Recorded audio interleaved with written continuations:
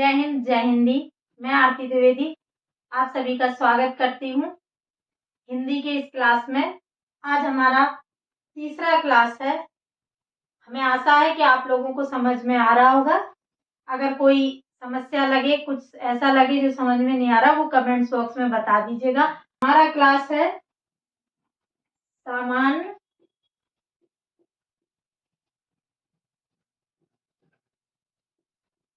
हिंदी का।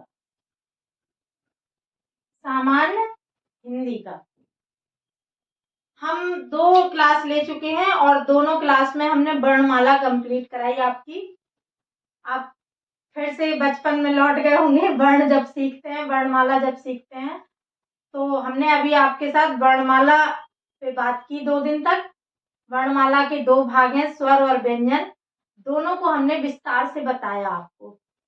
पर कल की क्लास में एक चीज रह गई थी व्यंजन में। तो मैं पहले व्यंजन आपसे डिस्कस कर देती हूँ, थोड़ा सा जो रह गया था।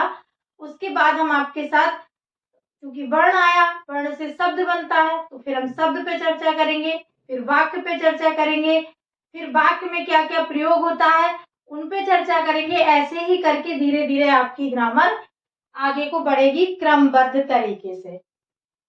व्यंजन के कुछ प्रकार और हैं जो हमने नहीं आपसे डिस्कस कर पाए। 4 प्रकार और हैं, आपने सुने होंगे, पढ़े होंगे पहले भी। अल्प प्राण, महाप्राण, अघोष और सघोष। आज हम इन 4 पे चर्चा कर लेते हैं, उसके बाद हम आगे शब्द पर बात करेंगे। आइए, वर्णों में सबसे पहला जो डिवीजन करेंगे वो उच्चारण में। उच्चारण में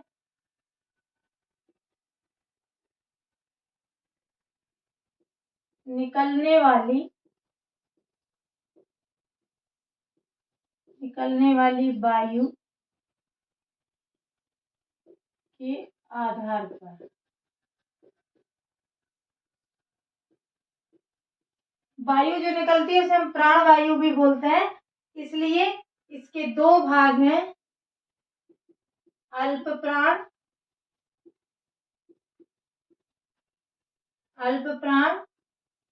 और महाप्राण। अल्प प्राण और क्या है, महाप्राण।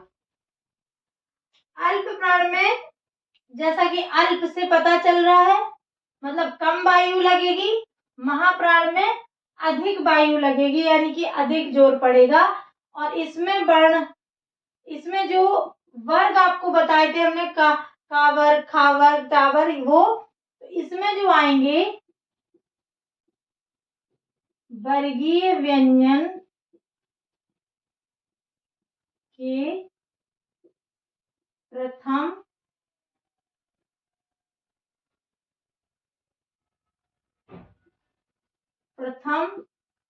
तृतीय व पंचम वर्ण।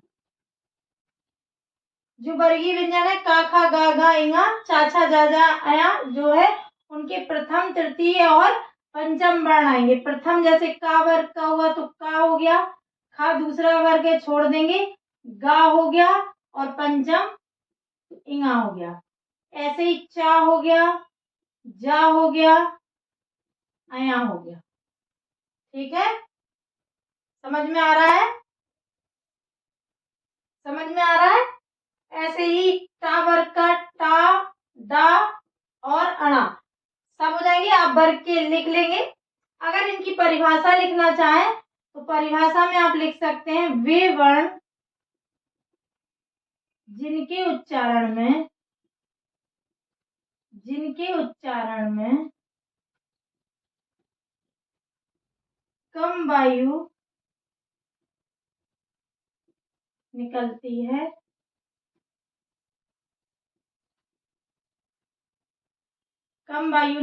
है, अल्प प्राण कहलाते हैं।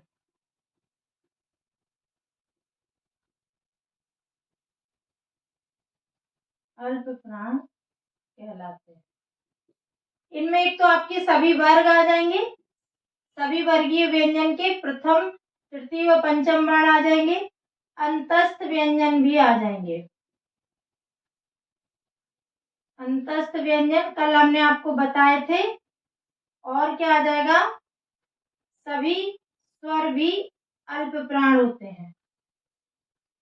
सभी स्वर क्या होते हैं, अल्प प्राण होते हैं। अंतस्थ व्यंजन क्या है, या, रा, ला, वा, ये आपके अंतस्थ व्यंजन है। और सभी जो 11 स्वर हैं वो भी क्या किसमें आ जाएंगे, अल्प प्राण में। सभी 11 स्वर किसमें आ जाएंगे, अल्प प्राण में। तो अल्प प्राण आपको समझ में आ गया होगा, वे वर्ण जिनके उच्चारण में कम समय लगता है, कम वायु निकलती है, वो अल्प प्राण कहलाते हैं। और अल्प प्राण प्रत्येक वर्गीय व्यंजन के प्रथम, तृतीय और पंचम वर्ण होते हैं, प्लस सभी स्वर अल्प प्राण में आते हैं, तथा अंतस्थ व्यंजन या, रा, ला, वा ये भी किसमें आते हैं, आपके अल्प प्राण में। ठीक है। महाप्राण पर बात करें तो इसकी परिभाषा हो जाएगी, वे वर्ण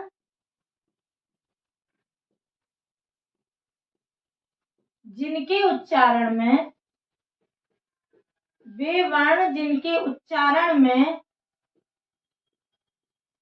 अधिक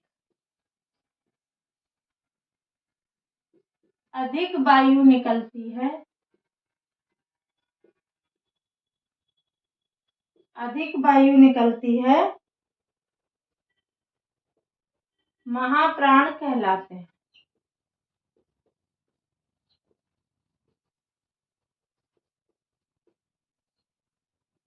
महाप्राण कहलाते हैं। कौन कौन से आएंगे इसमें, अब चूंकि प्रथम, तृतीय और पंचम वर्ण इसमें आ चुके हैं, इसमें कौन से आएंगे, द्वितीय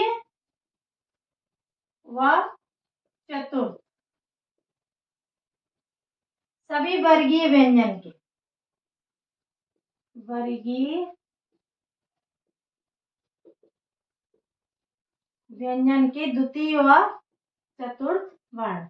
जैसे का के बाद खा, गा इसमें आ गया तो घा, ऐसे ही छा और झा, ऐसे ही ठा और ढा। अब सभी स्वर इसमें आ गए तो स्वर इसमें जाएंगे नहीं, वर्णमाला में अंतस्थ व्यंजन भी इसमें आ गए, तो इसमें क्या आ जाएंगे, ऊष्म व्यंजन। ऊष्म व्यंजन, ऊष्म व्यंजन क्या है, शा, सा, सा और हा। तो आपको अल्पप्राण और महाप्राण समझ में आ गया होगा। अल्पप्राण वर्गीय व्यंजन के प्रथम, तृतीय और पंचम वर्ण होते हैं, साथ में सभी स्वर होते हैं, अंतस्थ व्यंजन या, रा, ला, वा होते हैं। प्री के लिए तो आपको यही जानना है, और मेंस के लिए आपको ये परिभाषा भी आनी चाहिए। महाप्राण में वे वर्ण जिनके उच्चारण में अधिक वायु निकलती है, महाप्राण कहलाते हैं। द्वितीय व चतुर्थ वर्ण, वर्गीय व्यंजन के द्वितीय व चतुर्थ वर्ण, ऊष्म व्यंजन शा, शा, सा और हा, ये आपके महाप्राण कहलाते हैं। आप लोग नोट कर लीजिए। हम आपको इसके बाद 2 डिवीजन और बचे हैं, अघोष और सघोष। ठीक है, अघोष और सघोष नोट कर लीजिए। हो गया।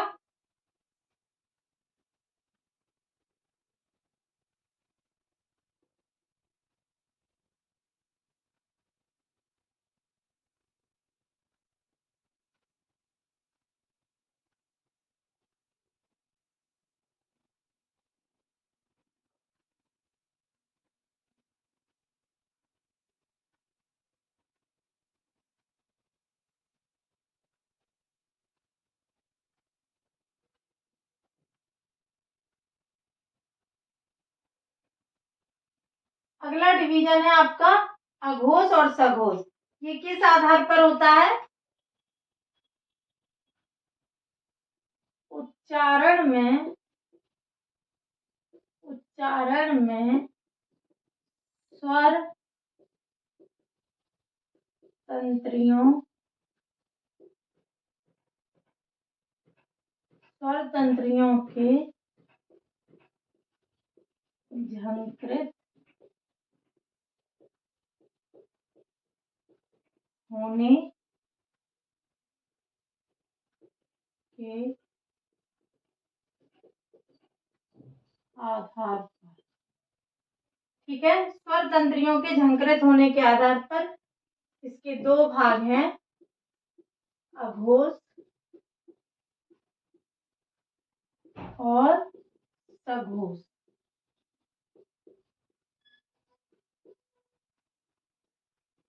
अघोष और सघोष, ठीक है। अघोष कौन से वर्ण होंगे? वे वर्ण जिनके उच्चारण में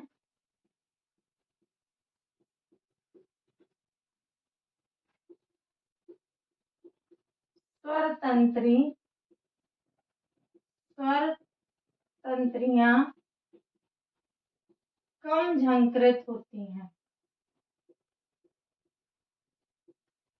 कम झंकृत होती हैं, अघोष व्यंजन कहलाते हैं।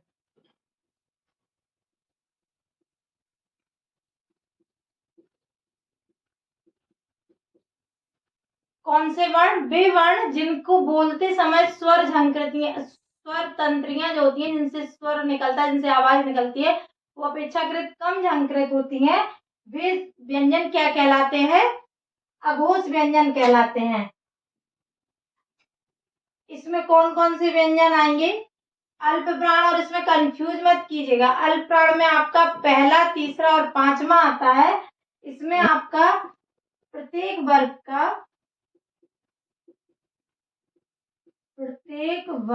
का पहला व दूसरा वर्ण, ठीक है। जैसे का, खा, चा, छा, टा, ठा, ता, था, पा, फा, ठीक है। और इसमें आता है सा, सा और सा। ये उस व्यंजन में तीन ही आते हैं, सा, सा, सा। हा आपका सघोष में आता है। हा जो अक्षर है, हा वर्ण है, जो ऐसे उस व्यंजन है, वहां महाप्राण में आता है, यहाँ सघोष में आता है। और इसमें अघोष में उस व्यंजन के सिर्फ तीनों सा ही आते हैं। सघोष की परिभाषा लिख लीजिए, वे वर्ण जिनके उच्चारण में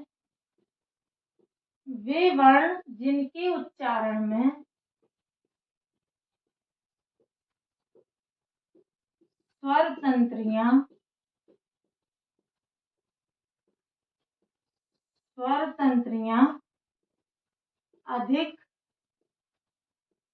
झंकृत होती हैं, सघोष व्यंजन कहलाते हैं।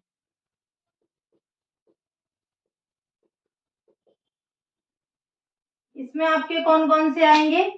प्रत्येक वर्ग का पहला, दूसरा तो अघोष में आ गया, तो प्रत्येक वर्ग का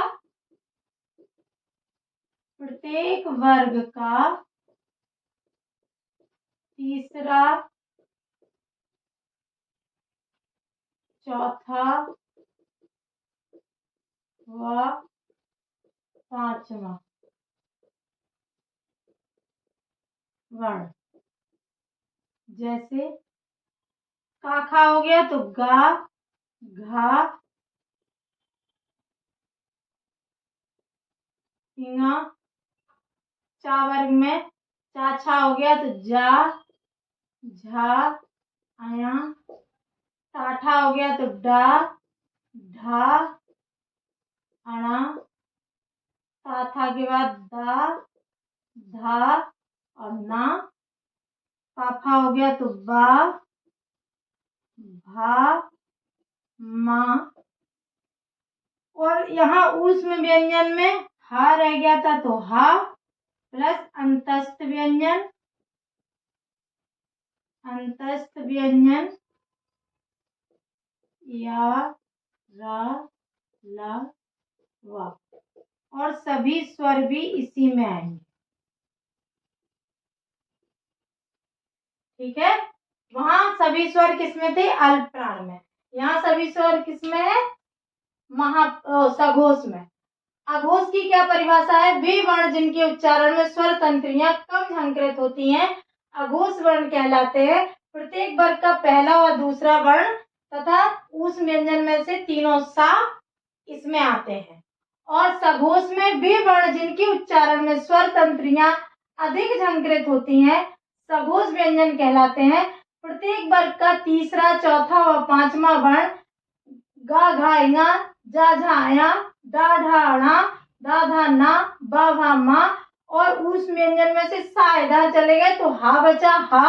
अंतस्थ व्यंजन या रा ला वा, सभी स्वर जो 11 स्वर हैं वो सभी सघोष में आ जाते हैं। ये आपका हो गया। आप लोग कमेंट्स में बताइएगा कि आपको समझ में आ रहा है कि नहीं आ रहा है। एक आध कमेंट्स ऐसा बताइए कि आपको समझ में आ रहा है। ठीक है, सभी स्वर, ये आपका अघोष और सघोष हो गया, अल्पप्राण और महाप्राण हो गया। ये आपके मेंस में परिभाषा भी पूछी जा सकती है और प्री के लिए भी इनमें से प्रश्न आते हैं। इनमें कौन सा वर्ण अघोष है या कौन सा सघोष है या अल्पप्राण है या महाप्राण है। ठीक है, तो इसमें से जैसे का वर्ण है, का अल्पप्राण भी है अघोष भी है, लेकिन खा अघोष है और अल्पप्राण नहीं है।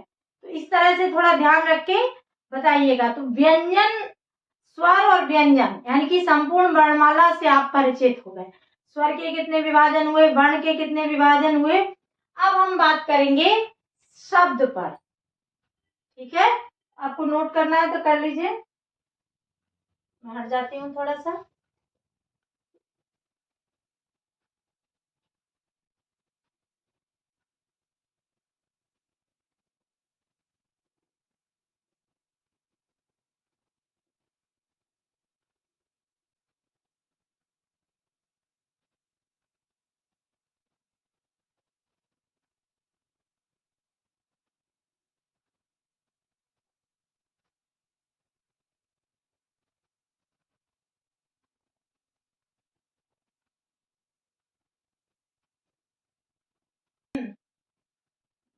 अब हम बात करेंगे शब्द पर कि शब्द क्या,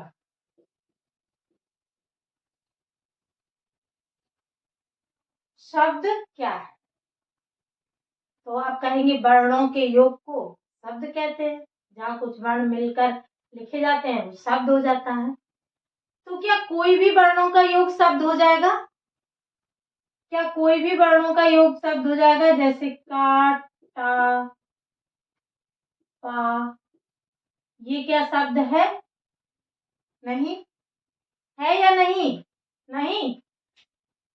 तो अगर ये शब्द नहीं है तो इसका मतलब सिर्फ वर्णों का योग शब्द नहीं हो सकता। फिर क्या होगा? वर्णों का सार्थक योग, यानी कि वर्णों का वह योग जिसका एक निश्चित अर्थ निकलता हो। वर्णों का ऐसा योग जिसका एक निश्चित अर्थ निकलता हो वो क्या कहलाता है? शब्द कहलाता है। परिभाषा लिख लीजिए।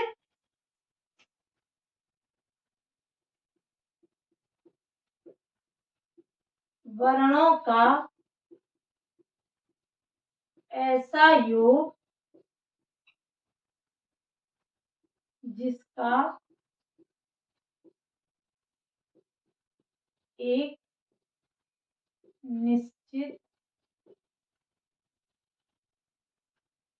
निश्चित अर्थ निकलता हो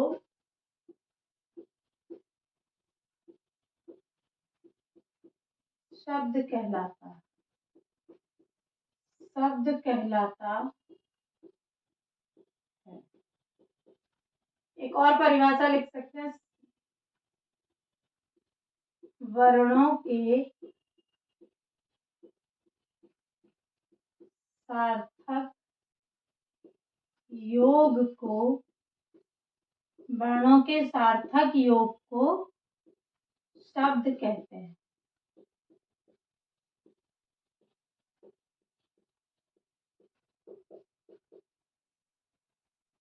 वर्णों के सार्थक योग को शब्द कहते हैं। कैसे? उदाहरण देखिए, जैसे हम 3 वर्ण लिए, का,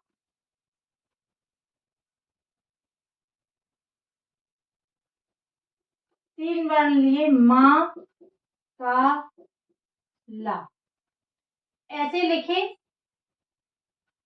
कोई अर्थ नहीं। मकल लिख दिए, कोई अर्थ नहीं, मतलब शब्द नहीं बनेगा। इन्हीं अक्षरों से शब्द जो बनेंगे, कमल बनेगा। कमल एक फूल का नाम है, फूल का नाम, यानी कि इसका निश्चित अर्थ है। कलम बनेगा, कलम बनेगा, पेन जिसे बोलते हैं।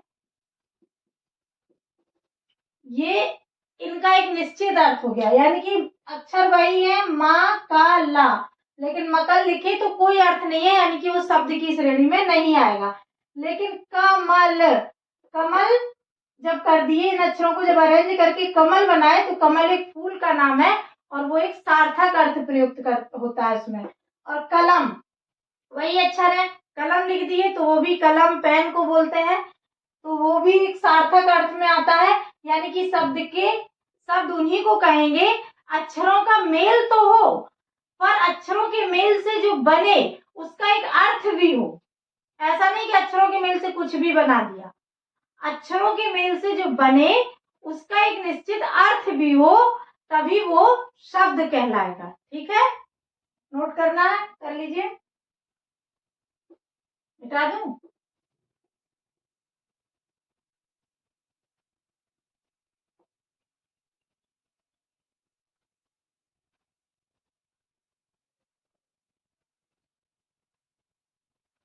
अब देखिए इनके प्रकार। रचना या बनावट, बनावट के आधार पर भेद।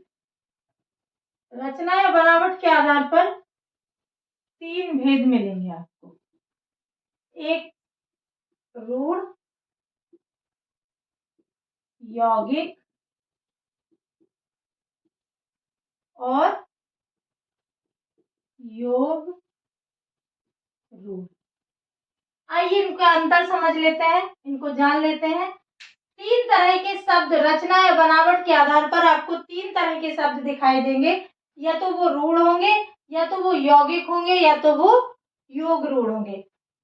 रूढ़, रूढ़ी शब्द से बना है। रूढ़ी क्या होती है? परंपरा, यानी कि परंपरा में जो शब्द हैं, जो शब्द एज इट इज हैं, जिनका अर्थ भी है लेकिन उनका विभाजन नहीं है, वो जिस अर्थ में है उसी अर्थ में पूरे हैं, उनको अगर टुकड़ों में बांटोगे तो बट नहीं सकते, तो वो रूढ़ शब्द है। यौगिक का मतलब जोड़ होता है, योग का मतलब जोड़ होता है, यानी कि यौगिक है, इसका मतलब इसमें कुछ जुड़ा हुआ है। तो क्या जुड़ेगा?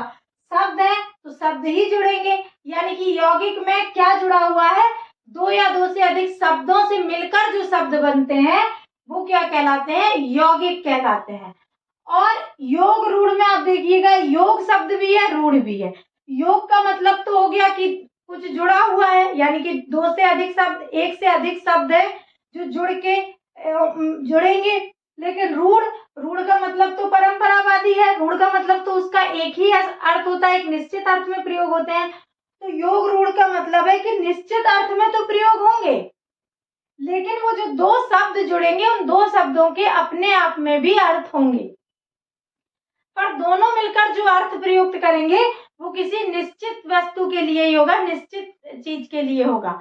उनको किसी शाब्दिक अर्थ उनका अलग निकले, लेकिन उनका वास्तविक अर्थ एक ही होता है, इसलिए वो योग रूढ़ कहलाते हैं। रूढ़ शब्द परिभाषा लिख लीजिए आप लोग कि रूढ़ शब्द क्या कहलाते, किसको कहेंगे? तो जो शब्द की परिभाषा है वही हो जाएगी। शब्दों के सार्थक योग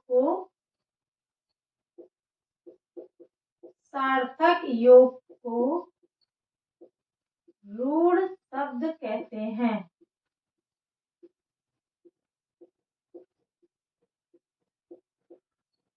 तथा जिन्हें विभाजित नहीं किया जा सकता, जिन्हें विभाजित नहीं किया जा सकता। अर्थात जैसे आप पानी लिखें तो पा एक वर्ण है, नी एक वर्ण है, दो वर्ण से मिलकर बना है पानी। पर पा का पर्सनल कोई अर्थ नहीं है, नी का भी कोई अर्थ नहीं है, यानी कि इसे तोड़ नहीं सकते, इसे विभाजित नहीं कर सकते। अगर विभाजित कर दोगे तो ये दो अक्षर हो जाएंगे, इनका कोई अर्थ नहीं निकलेगा। और पानी एक ही अर्थ में प्रयोग होता है, पानी मतलब जल का अर्थ है, तो वही एक अर्थ है। ठीक है, आपको समझ में आ रहा होगा कि रूढ़ शब्द वे हैं जो किसी विशेष अर्थ में प्रयोग किए जाते हैं और उनका कभी विभाजन नहीं हो सकता, उनको टुकड़े करके उनका अर्थ नहीं निकाला जा सकता। ठीक है, यौगिक वे शब्द हैं एक से अधिक शब्दों का योग यौगिक कहलाता है। यौगिक शब्द कहलाता है।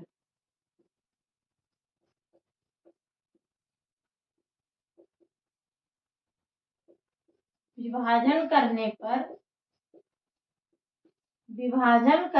पर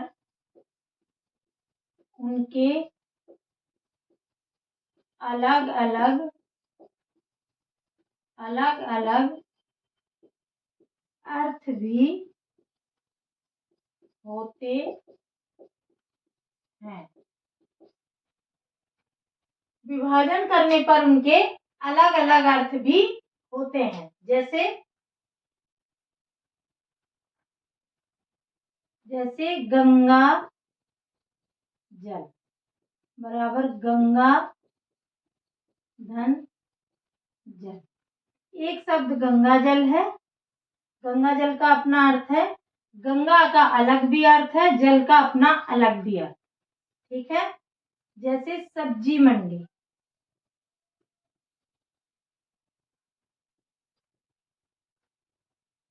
सब्जी मंडी, सब्जी का अलग अर्थ है, मंडी, सब्जी मंडी में सब्जी मंडी का अर्थ है जहां पर सब्जी बेची जाती हो, वो स्थान सब्जी मंडी कहलाता है।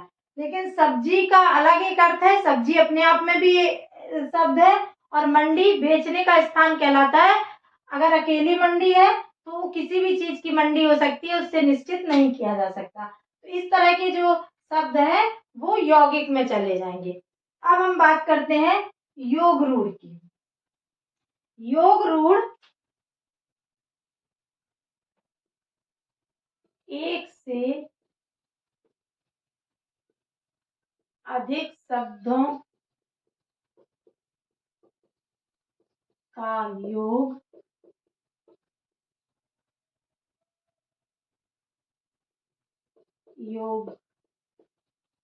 रूढ़ कहलाता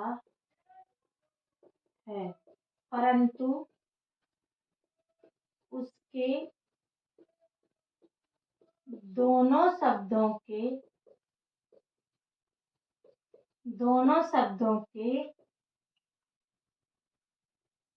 निजी अर्थ होते हुए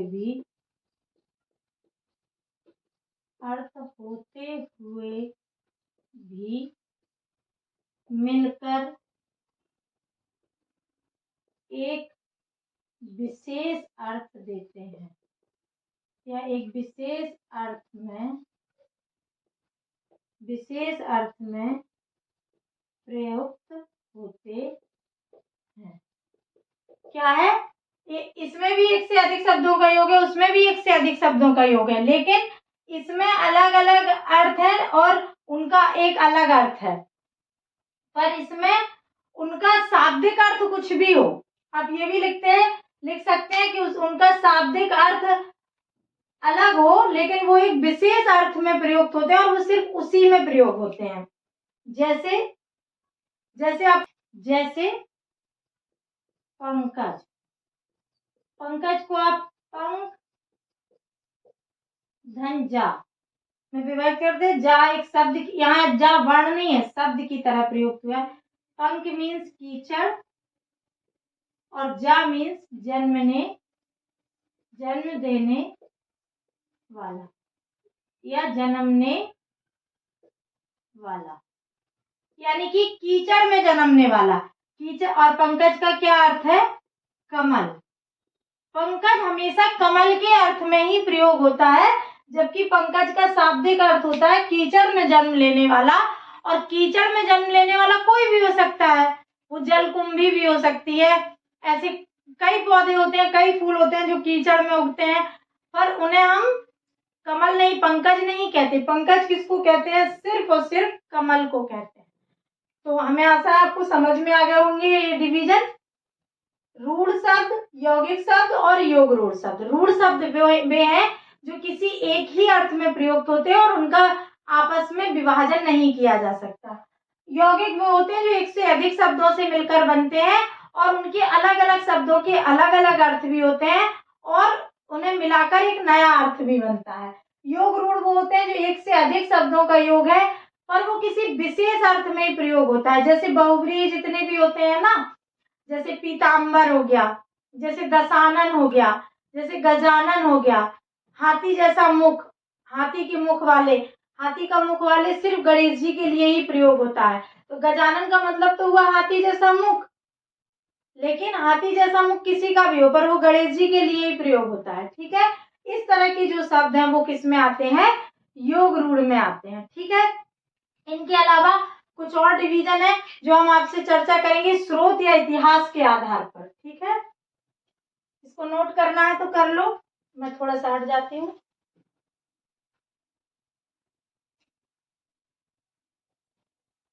हो गया?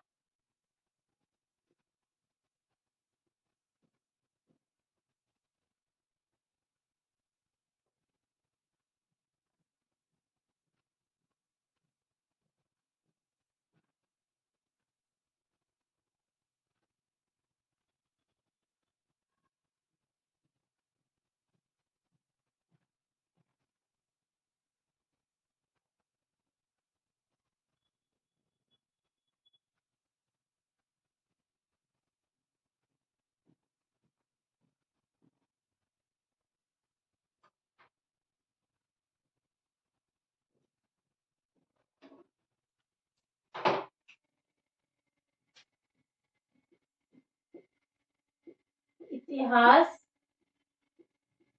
या स्रोत के आधार पर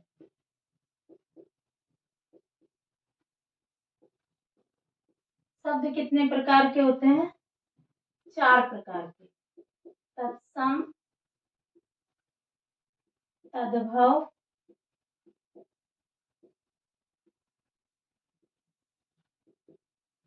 तत्सम, तद्भव, देशज,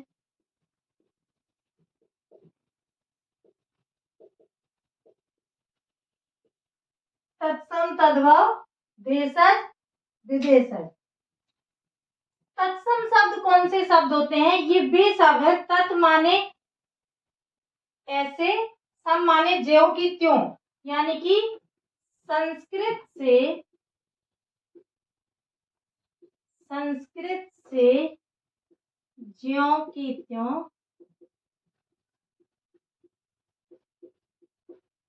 हिंदी में प्रयोग, हिंदी में प्रयोग। संस्कृत से ज्यों की त्यों हिंदी में प्रयोग। जैसे रात्रि, रात्रि, अच्छवाट, अखरोट को बोलते हैं अच्छवाट। ये क्या है? तत्सम शब्द है। तत्सम शब्द कौन से शब्द है? जो संस्कृत से ज्यों की त्यों हिंदी में आ गए, यानी कि उनको बदला नहीं गया, संस्कृत के शब्द ज्यों की त्यों हिंदी में आ गए, वो तत्सम शब्द कहलाते हैं। तद्भव शब्द कौन से होते हैं? जो आपको लगते हैं बहुत शुद्ध हिंदी प्रयोग हो रही, वो असल में संस्कृत होती है। संस्कृत शब्दों के विकृत या अपभ्रंश रूप तद्भव होते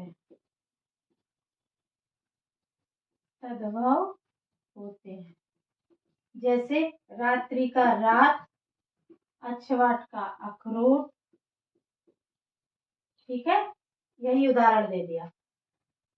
संस्कृत के शब्दों में जो थोड़ा बहुत विकृति आ गई है, जो अपभ्रंश हो गया है, उसको हम तद्भव कहते हैं। जैसे हस्त संस्कृत में, हिंदी में हम हाथ कहते हैं, जबकि संस्कृत में क्या है? हस्त है। ठीक है। देशज शब्द कौन है? देशज शब्द वे हैं जो ग्रामीण शब्द हैं, जो हमारे देसी शब्द हैं, जो ग्रामीण शब्द हैं, वो क्या कहलाते हैं? देशज शब्द कहलाते हैं। ग्रामीण क्षेत्रों की बोलियों के शब्द, जैसे लोटा। ठीक है, जैसे क्या? लोटा,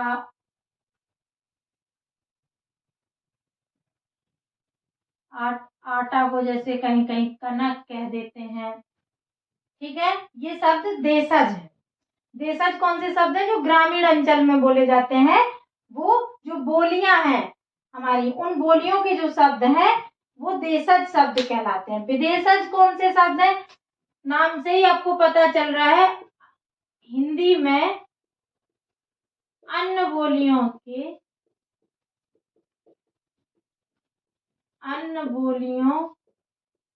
के प्रयुक्त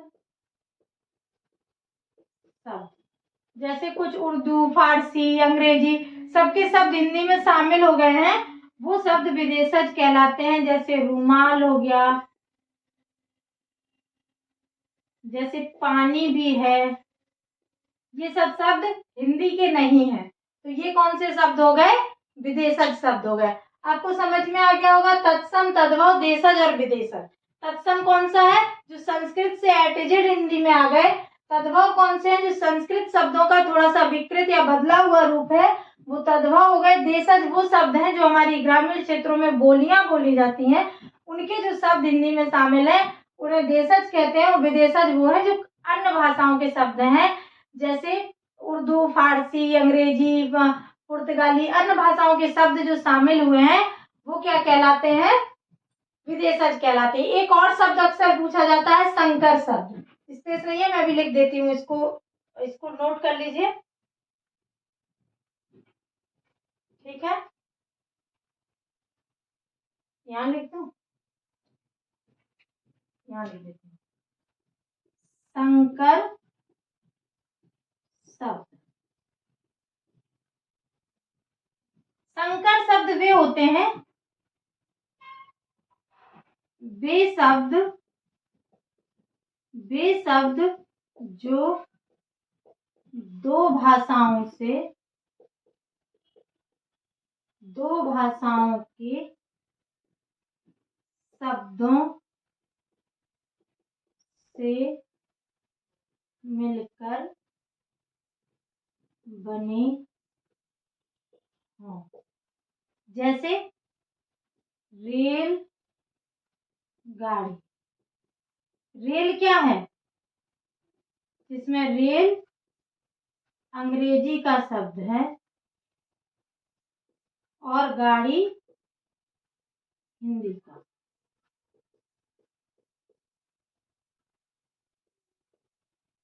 गाड़ी हिंदी का।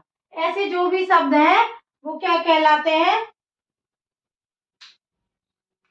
संकर शब्द कहलाते हैं, जो दो भाषाओं से, जैसे अजायब घर हो गया, अजायब उर्दू फारसी का वर्ड है और घर हिंदी का वर्ड है। तो इस तरह से जो दो भाषाओं के शब्द मिलकर बनते हैं, जैसे सीलबंद, ये भी आपका संकर शब्द में ही आ जाएगा।